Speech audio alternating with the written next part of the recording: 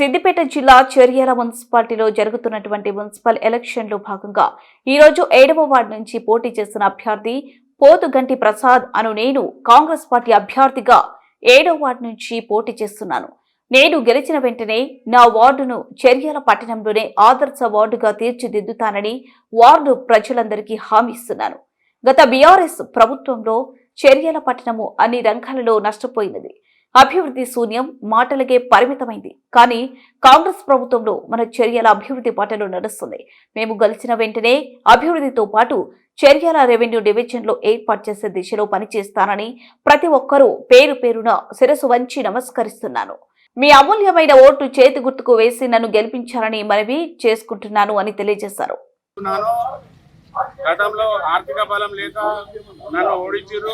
ఇప్పుడు 7వ వార్డు ప్రజల అండదండలతోటి వాళ్ళ ఆధారాభిమానాలతోటి మీ ముందుకు వస్తున్నాను.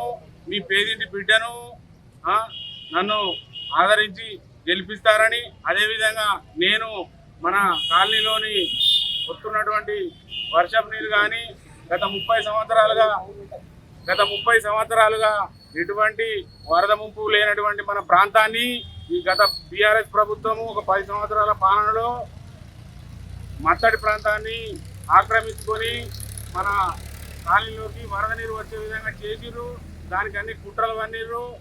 దాన్ని మనం చేయించడానికి కాంగ్రెస్ పార్టీ అండదండలతోటి నేను ముంపు ప్రాంతం నుండి బయటపడే విధంగా నేను మా కాంగ్రెస్ పార్టీ ప్రభుత్వంతో నేను చొరవ తీసుకొని ఖచ్చితంగా ప్రతాప్ రెడ్డి గారి నాయకత్వంలో, చామల కిరణ్ కుమార్ రెడ్డి గారి నాయకత్వంలో వారి సహాయ సహకారాలతోటి నేను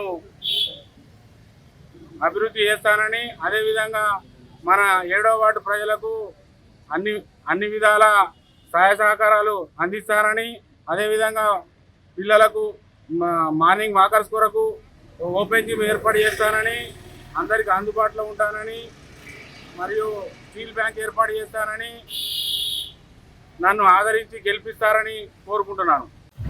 ఈ ప్రాంతం ముక్కలు చెక్కలైంది. గత ప్రభుత్వం చేసినటువంటి విధానాలతోటి ఈ ప్రాంతం ముక్కలైంది. కాబట్టి మేము చెర్యాల రెవెన్యూ డివిజన్ కావాలని నేను వ్యవస్థాపక సభ్యునిగా ఉండి చెర్యాల రెవెన్యూ డివిజన్ చేయాలనే ఉద్దేశంతో అందరితోటి మమేకమై అందరినీ కలుపుకుంటూ ఉద్యమం చేసినాము.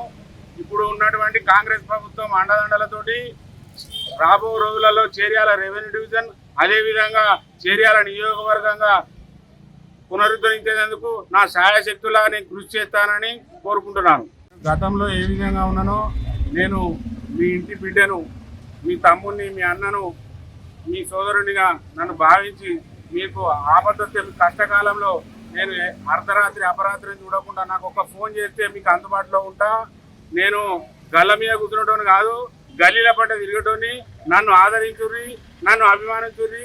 నేను మీ తోటి తమ్ముని, నాకు మీ దీవెనలు ఉండాలని మనస్ఫూర్తిగా కోరుకుంటున్నాను. ఇంటి గుర్తుకే మీ అమూల్యమైన ఓటు వేసి భారీ మెజారిటీతో గెలిపించాలని నా 7వ వార్డు ప్రజలకు శిరస్సు వంచి నమస్కరిస్తున్నా.